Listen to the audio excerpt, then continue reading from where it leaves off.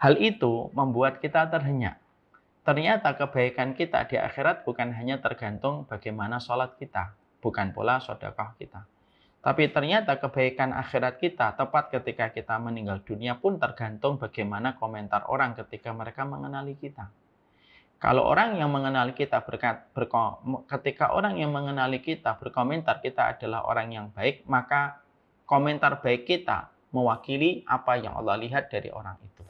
Dan kalau kita mengatakan dengan komentar orang ini jahat dan orang ini buruk, maka sesungguhnya itu mewakili apa yang Allah lihat dari orang itu ketika diwafatkan. Dan pertanyaannya sederhana, Bapak-bapak. Siapa orang yang paling sering menemani kita? Bahkan terkadang waktunya dan durasinya lebih lama daripada kita bersama keluarga kita. Ya teman kantor. Teman kantor yang paling lama. 9 to 5, dari 9 sampai jam 5. 9, 10, 11, 12, 1, 2, 3, 4, 5. Sekitar 8 sampai 9 jam. Dan ini terkadang lebih lama daripada kualitas waktu kita bersama keluarga kita. Terkadang kita pulang sampai di rumah nanti biasanya maghrib.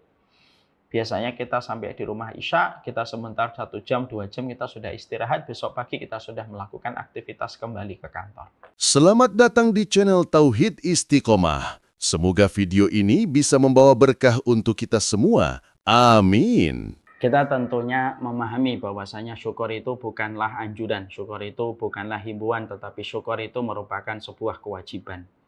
Kita tentunya bersyukur kepada Allah setiap waktu dan setiap saatnya. Karena perjalanan kita tidak akan bisa kita tempuh kecuali dengan hati yang kuat. Hati yang kuat itu komposisinya ada 3 yang harus kita berikan dan harus kita suntikkan pada hati dan jiwa kita. Kita harus memiliki kesyukuran tanpa syarat, kita harus memiliki kesabaran tanpa tepi, dan tentunya kita memiliki keridhaan tanpa batas di dalam perjalanan kehidupan kita. Karena sesungguhnya tidak mungkin kita bisa menghadapi gelombang kehidupan kecuali 3 komponen itu ada pada hati kita. Syukurnya berarti tanpa syarat, sabarnya tanpa tepi, dan ridhonya tanpa batas. Itulah yang dikatakan oleh Imam Ibnu Qayyim di dalam kitabnya Inna fil jannati lamangzilatun la tunalu illa bisabri indal bala warra wasyukri indar raha waridho bil qada. Sesungguhnya surga itu ada banyak sekali tingkatan, di mana tingkatan-tingkatan surga itu tidak akan bisa kita dapatkan kecuali dengan kesabaran, kesyukuran, dan keridhaan. Kalau kita terus memberikan kesyukuran, ketika kita paham bahwasanya kesyukuran itu merupakan sebuah kewajiban dan bukan anjuran, maka syukur itu tidak menjanjikan kuantitas, tetapi syukur itu pasti memberikan kita kualitas. Orang yang bersyukur tidak dijamin pasti kaya, tetapi orang yang bersyukur pasti dijamin berkualitas. Apa kualitas orang yang senantiasa bersyukur kepada Allah? Orang kalau senantiasa bersyukur kepada Allah, kualitasnya Allah berikan dengan 3. Allah memberikan kepadanya ketenangan, Allah memberikan kepadanya kelapangan, dan Allah pasti memberikan kepadanya keberkahan. Tentunya inilah yang kita dapatkan ketika kita berada di antara pucuk-pucuk kualitas di dalam kehidupan. Yang pertama, kita diberikan kelapangan. Karena sesungguhnya kelapangan itu tidak akan didapatkan setiap manusia sampai dia diridhoi oleh Allah ketika dia bersyukur. Lapang itu perkara yang lebih berharga dan lebih mahal daripada kekayaan dan kemewahan. Karena sesungguhnya orang ketika mendapatkan kekayaan, belum tentu dia dilapangkan hatinya. Bisa jadi dia gelisah, dia bisa jadi frustasi, dia bisa jadi depresi dalam persoalan hidupnya ketika dia tidak dilapangkan. Kelapangan itulah yang menjadikan kita akhirnya memiliki kekuatan besar untuk menghadapi setiap masalah. Tidak membahayakan bangkai ikan selama di lautan, karena jutaan liter lautan menjadikan bangkai ikan itu tetap menjadi halal. Tidak akan membahayakan setiap masalah selama hati kita dilapangkan oleh Allah Subhanahu wa Ta'ala. Ibarat kata yang sederhana, kalau Bapak punya mobil 5, tidak masalah selama garasinya kapasitas 8 mobil. Kalau kita punya 8 mobil, tidak masalah selama garasi kita kapasitas 15 mobil. Dan itu sangatlah penting di dalam perjalanan kehidupan kita, bahwasanya kita senantiasa memiliki kelapangan kalau kita menjadi hamba yang bersyukur kepada Allah. Yang kedua, Allah menjanjikan kita ketenangan. Tenang itu adalah perkara yang menjadikan kita tidak gelisah tentang apa yang pernah terjadi di masa lalu dan tidak pernah khawatir terhadap apa yang akan terjadi dan menimpa pada kita di masa mendatang. Allah itu tenangkan kalau Allah itu cinta kepada kita, kalau kita bersyukur, ditenangkan hati kita. Kalau ada di antara kita pernah memiliki masa-masa kelam di masa lalu, maka masa-masa kelam di masa lalu tetap menjadikan kita tenang ketika Allah menurunkan ketenangan pada jiwa kita. Apa yang terjadi di masa mendatang tidak membuat kita putus asa dan tidak membuat kita pesimistik. Tapi kita tetap merasa tenang karena Allah menenangkan kita. Dan ketenangan itu merupakan perkara puncak di antara puncak-puncak kebaikan di antara manusia. Yang ketiga, Allah memberikan kepada kita keberkahan. Dan keberkahan itu adalah kecukupan. Yang kaya belum tentu cukup, yang miskin belum tentu kurang. Tetapi orang ketika diberkahi oleh Allah, pasti mereka diberikan kecukupan oleh Allah Subhanahu wa Ta'ala. Mungkin hartanya ada yang banyak mencukupkan. Mungkin hartanya ada sedikit, yang sedikit itu pun mencukupkan. Karena teori ekonomi makro dan teori ekonomi mikro bisa menjelaskan banyak hal, tapi mereka tidak akan bisa merumuskan arti kecukupan. Karena kecukupan itu hanya hak prerogatifnya Allah kepada hamba-hamba yang senantiasa bersyukur kepadanya. Pernah nggak kita mendapatkan ada seorang bapak, anaknya 5, beliau hanya seorang petani, tapi anaknya cukup dengan semua kebutuhan dan sekolahnya, pendidikannya. Ada orang kadang-kadang anaknya 1, gajinya sudah besar, tapi tidak pernah terasa cukup harta yang dia kumpulkan. Karena kecukupan tidak bisa diukur dengan teori dan rumus ekonomi makro. Dan tidak bisa ditulis dengan teori ekonomi makro. Kecukupan itu miliknya Allah kepada hamba yang Allah kehendaki.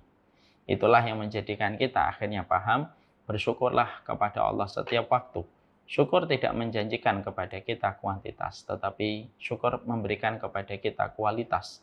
Dan kualitas Bapak di DJP akan mendapatkan kualitasnya kalau bersyukur dengan 3, tenang, lapang, dan berkah. Itulah salah satu di antara perkara yang selalu saya minta kepada Allah, tenangkan hatiku, lapangkan jiwaku, berkahi seluruh kehidupanku. Kalau saya berdoa sama anak pun sama. Sebelum saya minta rezeki, saya minta dunia untuk anak saya memohon kepada Allah. Ya Allah, tenangkan hati anakku, lapangkan jiwa anakku, dan berkahi perjalanan hidup anakku. Itulah yang kita minta kepada Allah. Dan itu tidak akan kita dapatkan sampai kita bersyukur. Bukan bahagia yang menjadikan kamu bersyukur, tetapi bersyukurlah, pasti kamu dibahagiakan oleh Allah Subhanahu wa Ta'ala. Bapak-bapak dan Ibu di DJP Sumatera Utara, kita pada kesempatan hari ini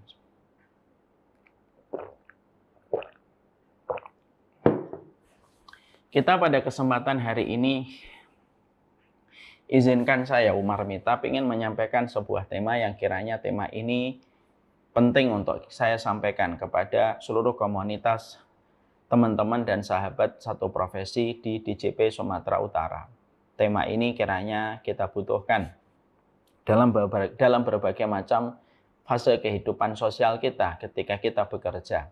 Entah kita bekerja di dalam bisnis dan perdagangan yang kita miliki, ataupun ketika kita bekerja di kantor-kantor dan instansi yang kita ditakdirkan oleh Allah masuk di dalam kantor-kantor itu dan instansi itu. Tema yang akan kita pilih pada kesempatan hari ini adalah sebuah tema yang saya berikan judul Sekantor Sesurga. Inilah tema yang akan kita bahas. Tentunya ketika kita membahas tentang materi sekantor sesurga, poin pertama yang ingin saya sampaikan kepada Bapak dan Ibu, tentunya kita harus paham satu kaidah sederhana. Mendapatkan pekerjaan, lalu kita mendapatkan gaji untuk mencukupi kebutuhan kita merupakan sebuah kenikmatan. Di antara ratusan ribu orang yang hari ini mereka belum mendapatkan pekerjaan, Bapak dan Ibu hari ini sudah mendapatkan pekerjaan. Dengan gaji yang beragam dan bertingkat-tingkat, tapi kita bisa mencukupi kebutuhan kita, itu merupakan sebuah kenikmatan. Tapi ketika kita bekerja lalu mendapatkan gaji untuk mencukupi kebutuhan, itu merupakan sebuah kenikmatan. Kita harus ingat satu kaidah penting. Kalau kita bekerja mendapatkan gaji itu adalah kenikmatan. Tetapi ketika kita bekerja di tempat kita mendapatkan gaji dan mendapatkan rezeki Di situ kita mendapatkan keluarga di tempat kita bekerja, di mana antara kita dan teman-teman kita saling rukun, saling guyup, dan saling berusaha untuk menyelesaikan masalah dengan kekeluargaan, dan kita menjadi keluarga di tempat kita bekerja, maka itu merupakan sebuah karunia dan itu sebuah anugerah yang besar yang Allah tidak berikan kepada setiap orang. Ini poin pertama yang penting. Kalau kita kaitkan manusia dalam poin yang pertama, manusia itu terbagi dalam beberapa kelompok. Ada manusia yang sepanjang hidupnya mereka tidak mendapatkan pekerjaan. Mereka sulit mendapatkan pekerjaan dan mereka sulit untuk diterima di instansi dan kantor yang mereka inginkan. Ada yang kedua, ada orang yang terkadang mereka mendapatkan pekerjaan, mereka mendapatkan gaji di tempat mereka, dan mereka mendapatkan profesi mereka di kantor-kantor yang mereka mau, tetapi ternyata suasana kantornya dan suasana pekerjaannya ketika dia dan teman-temannya itu suasananya kayak neraka. Saling menyikut, saling menendang, dan saling menjatuhkan antara satu orang dengan orang yang lain. Ada yang ketiga, orang yang mereka bekerja, mendapatkan gaji, mencukupi kebutuhan, dan mereka mendapatkan suasana kekeluargaan di tempat mereka bekerja, maka itu merupakan karunia dan itulah anugerah yang besar. Yang tentunya ini merupakan perkara yang sejatinya. Terkadang banyak orang belum mengetahui tentang pentingnya bahwasanya kita, kalau kita berada di kantor, yang kita inginkan adalah bukan hanya mendapatkan gaji, lalu segera kita bawa pulang, mencukupi kebutuhan istri dan anak kita, tapi moga-moga kita mendapatkan suasana kekeluargaan di tempat kita bekerja. Ini penting sekali. Dan itulah yang menjadikan kita tidak muluk-muluk. Kalau kita berdoa itu, semoga kita mendapatkan sebuah suasana sekantor sesurga. Saking nikmatnya, kalau kita sudah mendapatkan kenikmatan itu, di mana banyak orang belum mendapatkan kenikmatan itu. Ada yang belum bekerja, ada yang sudah bekerja, tetapi suasana dia bekerja sebagaimana suasana neraka, ketika satu dengan yang lainnya saling menjatuhkan. Pada poin yang pertama ini, lalu kita mencoba bedah. Emang apa untungnya Ustadz? Kalau kita mendapatkan suasana di tempat kantor kita sekantor sesurga. Apa profit dalam tanda petik yang kita dapatkan kalau memang betul-betul di tempat kita bekerja, misalnya di DJP Sumatera Utara, kalau betul-betul kita sekantor, lalu kita sesurga. Apa sih yang kita dapatkan dan apa feedback yang kita peroleh kalau betul-betul kita mampu untuk mewujudkan itu di tempat kita bekerja bersama dengan teman-teman kita dari jam 9 sampai jam 5 sore. Maka setidaknya ada 3 keutamaan yang kita dapatkan kalau nanti kita berusaha mewujudkan bareng-bareng. Bahwasanya kita bukan hanya bekerja tetapi kita memiliki komitmen yang kuat sekantor sesurga. Apa yang pertama? Yang pertama, keutamaan yang kita peroleh dan kita dapatkan adalah kalau kita bekerja, betul-betul suasana pekerjaan ini membawa cita rasa dan nuansa kekeluargaan dari keluarga kita yang kita tinggalkan di rumah, lalu kita pindah kepada keluarga kita di kantor. Dari jam 9 pagi sampai jam 5 sore kita bekerja, lalu kita banyak meminta tolong, kita banyak dimintain tolong, saling membantu, saling membackup, saling mengulurkan tangan kalau ada di antara kita yang terkena musibah dan ketika terkena bala dan ujian, maka kalau suasana kantor kita terasa sebagaimana keluarga, kita harus ingat. Kalau nanti jatahnya kita pulang dan orang-orang di kantor memberikan kesaksian bahwasanya kita baik ataupun kita memberikan kesaksian kepada teman kantor kita adalah baik karena suasana pekerjaan kantor kita adalah sebagaimana keluarga, maka kita harus ingat Bapak. Testimoni orang yang mengenalmu ketika engkau meninggal dunia, testimoni mereka itu menjadi testimoninya Allah di atas muka bumi. Mari kita dengarkan sebuah hadis Nabi, dan hadis ini menurut saya cukup untuk menjadi perenungan untuk kita.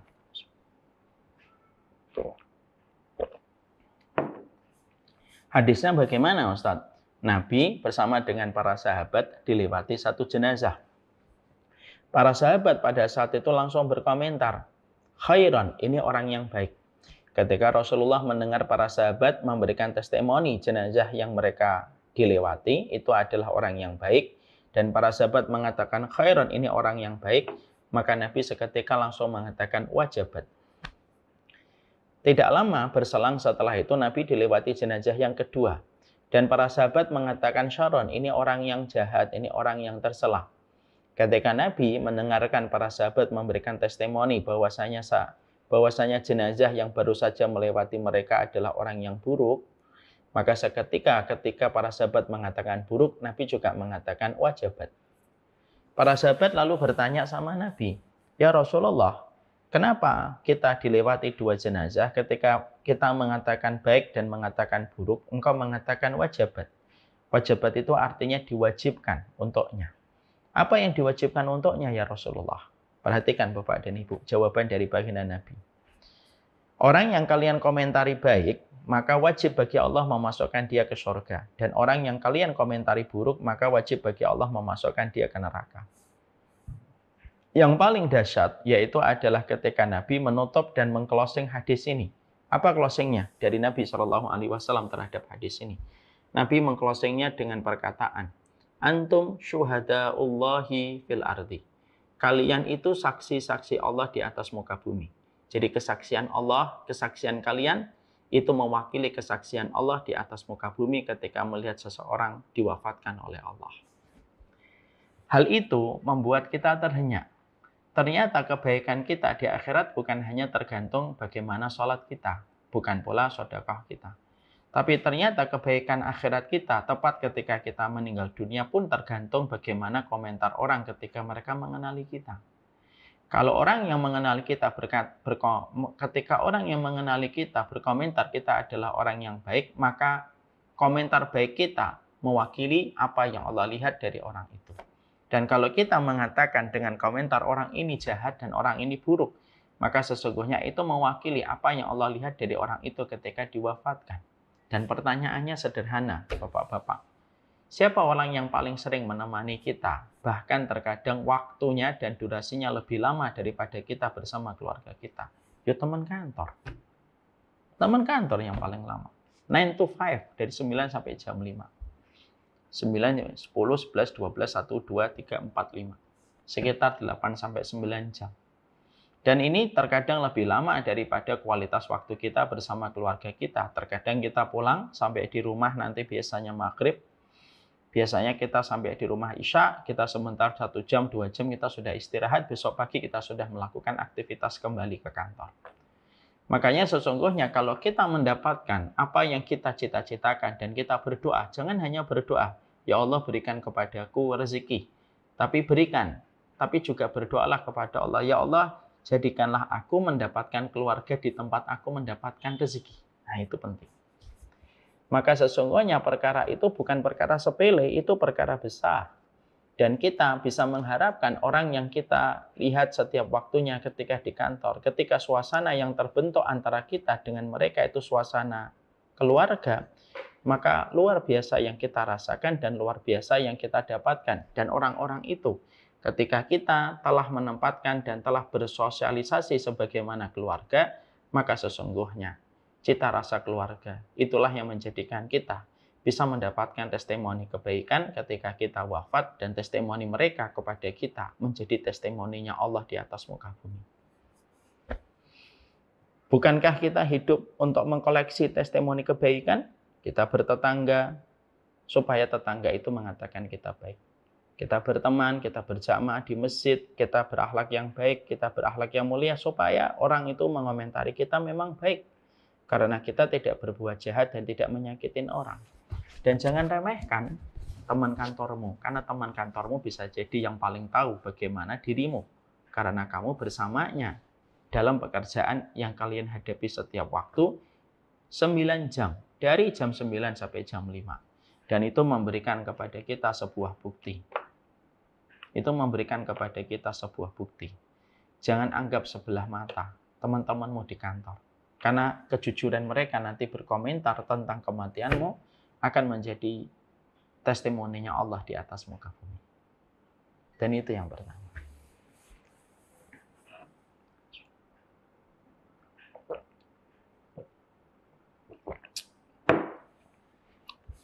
Yang kedua, apa keutamaan yang kita dapatkan Ustadz kalau kita betul-betul memiliki sebuah tagline sekantor sesurga?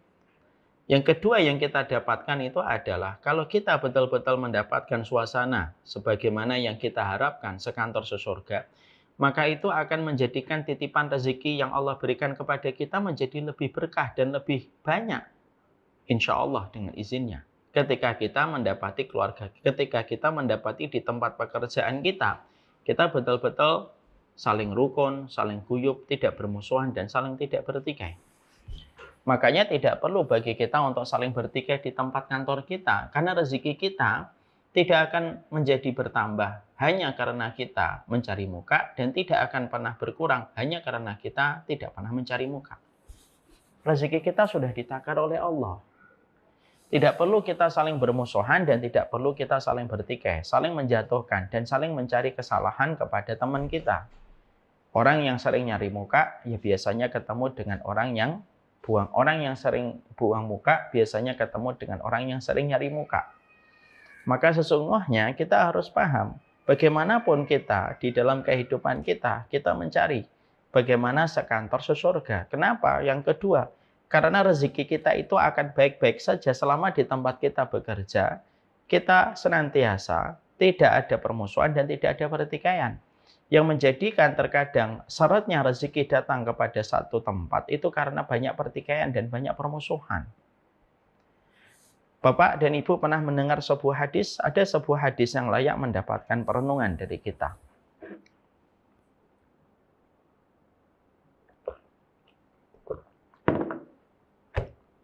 Hadis apa yang layak mendapatkan perenungan dari kita? Hadis yang layak mendapatkan perenungan dari kita itu adalah yaitu ketika Rasulullah Shallallahu Alaihi Wasallam mengatakan tuftahu abwabul jannah yaumul isnaini wa yaumul khamis. Pintu-pintunya surga itu dibuka oleh Allah pada hari Senin dan Kamis. Itu dibuka oleh Allah. Besok hari Kamis, Pak, besok dibuka oleh Allah. Maka kata Allah, fayaghfiru liman yasha, dan Allah mengampuni setiap orang ketika pintu-pintu surga itu dibuka oleh Allah, kecuali 2 orang yang tidak akan diberikan ampunan oleh Allah. Yang pertama, orang yang berbuat syirik. Orang yang berbuat syirik, mereka tidak akan diberikan ampunan oleh Allah sampai mereka bertobat. Yang kedua, wa yakunu bainahu wa bainahu syahna.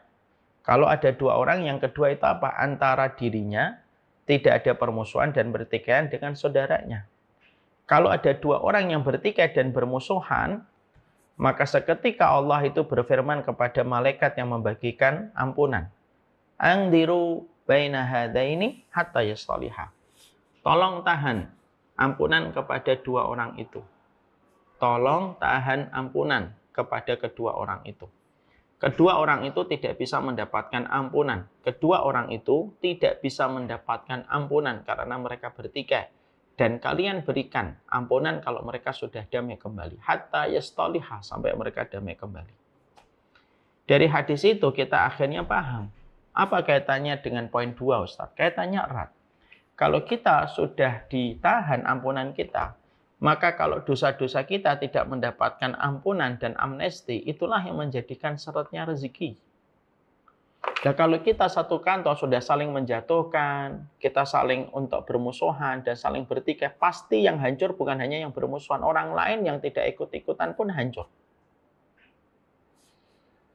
Ya, karena apa? Karena orang yang bertikai itu menjadikan ampunan tidak Allah berikan, dan kalau ampunan tidak didapatkan, syarat rezekinya. Syarat pasti rezekinya. Saya ambilkan contoh yang paling gampang.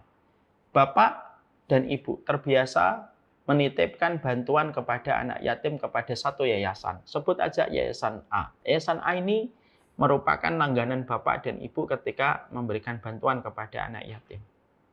Ternyata Yayasan A ini satu waktu dia punya konflik internal yang menjadikan mereka bertikai sampai mereka mengajukan ke meja hijau persidangan. Sampai mereka mengajukan ke meja hijau persidangan. Bapak sebagai donatur tetap Yayasan A ini, setelah mengetahui ada konflik internal yang ada pada yayasan ini, mungkin kita akan mikir-mikir untuk menitipkan bantuan ke yayasan itu. Dan kita akan berkata sama istri kita, "Mah, kelihatannya kalau kita mau ngirim bantuan, jangan ke yayasan A ya." Loh, kenapa, Pak? Dia lagi bertikai, pilih yayasan lain lah yang lebih damai dan tidak lagi sedang konflik. Itu analogi sangat basic dan itu merupakan analogi yang sangat sederhana. Itulah perumpamaan. Kenapa sekantor sesurga itu penting untuk kita? Karena sebenarnya semakin kita guyup, semakin kita rukun, dan semakin kita membackup, tentunya justru semakin berkah rezeki yang Allah titipkan kepada tempat itu. Ini terjadi dalam banyak perkumpulan. Suami istri itu, kalau suami dan istri tidak saling dolim, rezekinya itu lancar. Tapi kalau suami istri saling dolim, itu biasanya mereka kalau sudah saling menyakiti, rezekinya jadi seret. Pasti rezekinya jadi seret. Itu pula yang menjadikan kita akhirnya paham. Kalau kita ingin supaya rezeki kita di tempat kita bekerja, di mana rezeki kita dibagikan secara kolektif antara kita dan semua orang gitu. Dan kita betul-betul memahami kerukunan kita bukan hanya dibutuhkan di rumah, tapi kerukunan dan keharmonisan itu juga dibutuhkan di tempat kita bekerja. Orang dan seluruh komponen dan lapisan yang ada di kantormu, kalau mereka tahu betapa kerukunan itu penting untuk membesarkan titipan rezeki yang Allah berikan, maka sejatinya itu akan menjadi sebuah anugerah dan karunia. Jadi tagline sekantor sesurga itu bukan sekedar tagline yang kita ucapkan, tapi memang betul-betul indah kalau mampu kita terapkan di dalam perjalanan kehidupan kita.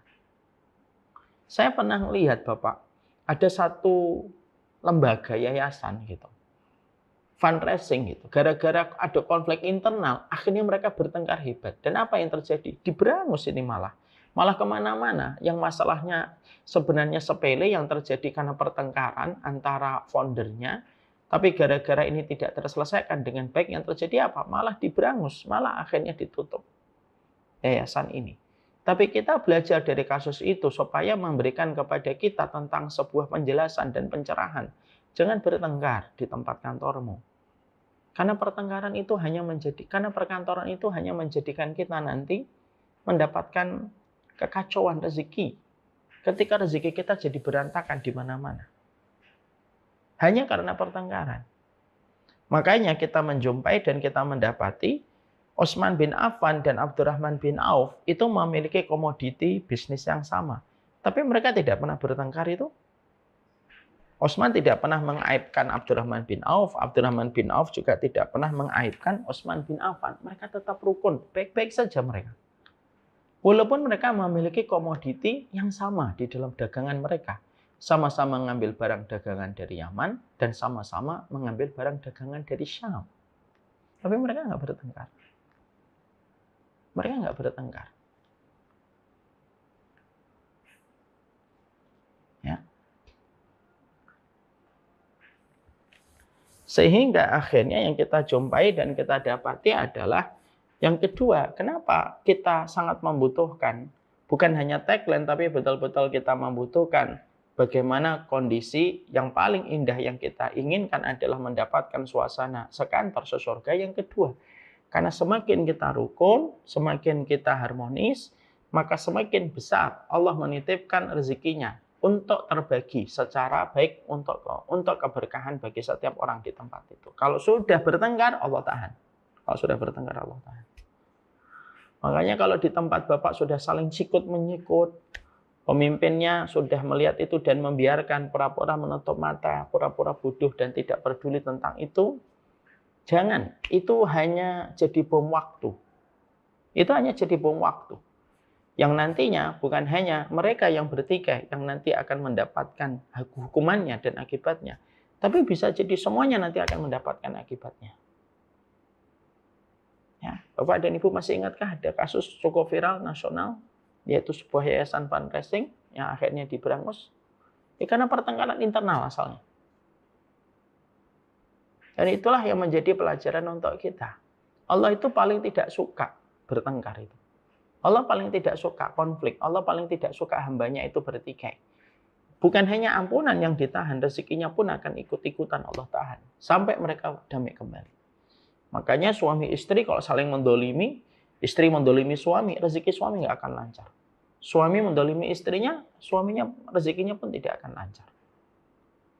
Dan itu yang kita pahami, sekantor sesurga. Yang ketiga, Apa dahsyatnya kita memiliki sebuah tagline sekantor sesurga? Yang ketiga, kita memiliki tagline sekantor sesurga itu yang ketiga. Yang betul-betul kita peroleh dan kita dapatkan dengan adanya sekantor sesurga itu, akhirnya kita bisa memberikan kebaikan dengan kita saling menasihati di dalam perjalanan kita. Dan akhirnya ketika semuanya itu baik, semuanya akan menarik kepada kebaikan-kebaikan yang sama. Kalau kita dalam kondisi yang betul-betul sekantor sesurga. Kalau ada orang yang melakukan kesalahan, tidak langsung dihujat, tidak langsung dicela. Lalu dibantu dulu, diberikan peringatan, diberikan nasihat yang lembut supaya dia sadar kesalahannya dan saling menasihati dalam kebaikan. Dan bukan malah terjadi banyak kemaksiatan. Jadi kalau sekantor sesurga itu akhirnya apa? Suasananya jadi nyaman sekali. Sehingga orang ketika pergi ke kantor, dia merasa bahwasanya dia bukan bekerja, tetapi dia hanya pindah tempat. Dari rumahnya, pindah ke tempat dia bekerja. Tetapi di situ pun dia mendapatkan keluarga. Istri tidak perlu merasa curiga dengan suaminya yang datang ke kantor, karena semuanya dia tahu dan semuanya dia kenal. Teman-teman suaminya itu siapa saja. Kenyamanan itulah yang akan mengupgrading dan akan meningkatkan tajam skill dan kemampuan para pekerja menyelesaikan setiap problem, untuk menyelesaikan setiap masalah yang mereka hadapi ketika mereka sudah mendapatkan kenyamanan. Tapi kalau di kantor sudah tidak lagi nyaman, pekerjaan kecil pun juga tidak akan pernah bisa diselesaikan. Karena yang bisa menyelesaikan pekerjaan-pekerjaan itu adalah orang yang mereka nyaman ketika mereka bekerja. Maka akhirnya kita mendapati yang sholih bisa sangat rendah hati kepada yang salah bisa mau berubah karena dia ditunggu sama yang sholih. Karena di kantor manapun, bahkan di kantor DJP Sumatera Utara ini pun, pasti ada yang sholih, tapi juga masih ada yang salah.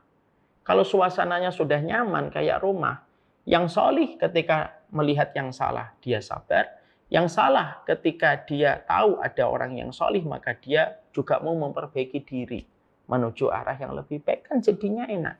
Jadinya nyaman. Kalau sudah jadinya nyaman, akhirnya bekerja tidak lagi menjadi sebuah kewajiban. Dan bekerja bukan hanya untuk mendapatkan uang.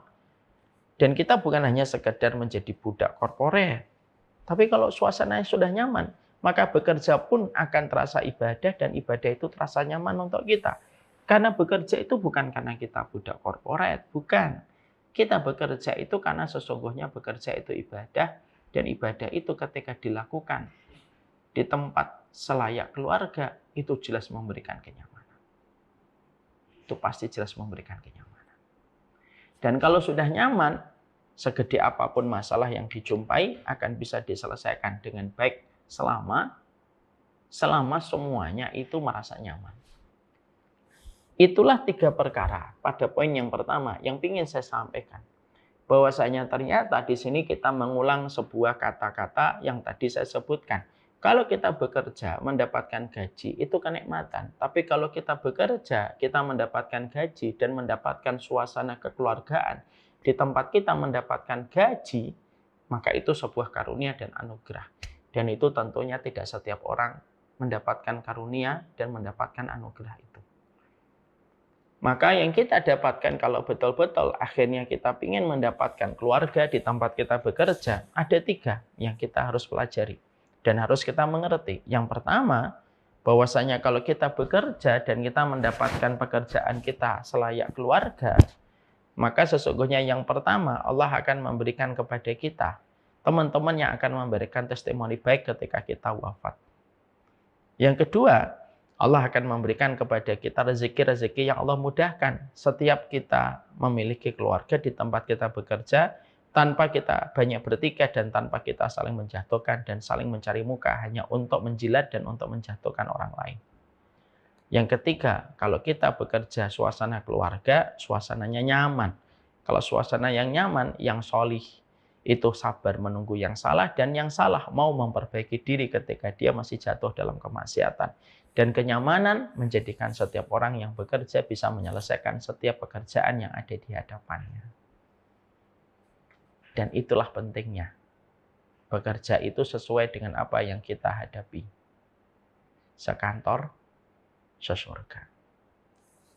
Sekarang, apa yang harus kita lakukan supaya betul-betul pekerjaan kita itu betul-betul sekantor sesurga? Ini panjang sekali sebenarnya. Qadarullah waktu saya tinggal 10 menitan. Maka saya sampaikan di antara banyak poin-poin penting. Bagaimana kita sebagai orang yang sekarang mulai tercerahkan. Oh ternyata kita pingin supaya kita semajid, sekantor sesurga. Maka yang kita harus bangun supaya kita bisa memiliki dan menerapkan itu sekantor sesurga. Setidaknya apa? Yang pertama yang paling penting. Mungkin kali ini cuma saya sampaikan satu saja. Yang pertama yang juga penting itu adalah bagaimana ketika kita ingin mendapatkan sekantor sesurga itu apa? Jangan meruncingkan masalah-masalah fikih dan masalah ijtihad, kesungguhan para ulama di dalam menyikapi satu masalah yang terkadang ijtihad ulama, satu ulama dengan ulama yang lain berbeda. Yang terkadang menjadikan akhirnya kita gagal untuk memiliki keluarga di tempat kita bekerja dengan sebuah tagline sekantor sesurga itu disebabkan karena apa? Kita meruncingkan masalah-masalah fikih. Di tengah polarisasi yang begitu kuat di tempat kita hari ini. Baik polarisasi di negara kita tercinta ataupun polarisasi di antara umatnya Nabi Muhammad. Yang sana mengatakan Wahabi, yang di sana mengatakan Ahlul Bid'ah. Tidak selesai-selesai. Saya ini ya dituduh Wahabi, saya dituduh juga Ahlul Bid'ah gitu. Saya ini kadang-kadang dituduh Wahabi, dituduh Ahlul Bid'ah.